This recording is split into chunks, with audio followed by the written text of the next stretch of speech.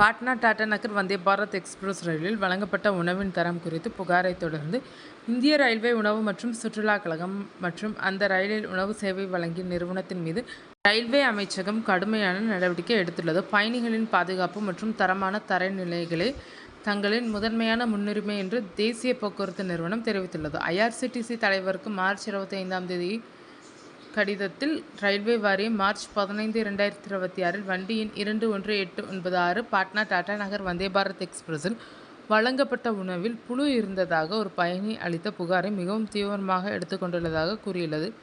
இந்த சம்பவம் IRCTCயின் சரியான மேற்பார்வை இல்லாமையை சுட்டிக்காட்டுவதாக வாரியம் குறிப்பிட்டுள்ளது.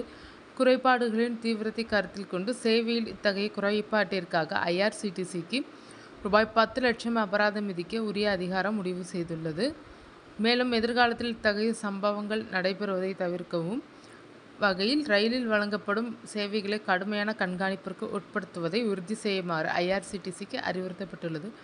உணவின் தரம், உணவு பாதுகாப்பு மற்றும் சுகாதாரம் ஆகியவையே தங்களின் முதன்மையான அக்கறை என்பதை அனைத்து IRCTC மேற்பார்வையாளர்களும் உறுதி செய்ய வேண்டும் என்று ரயில்வே வாரியம் கடிதத்தில் தெரிவித்துள்ளது. பயணியின் புகாரின் அடிப்படையில் சம்பந்தப்பட்ட உணவு சேவை வழங்கும் நிறுவனத்திற்கு ரயில்வே வாரியம் ரூபாய் 50 லட்சம் அபராதம் விதித்துள்ளது.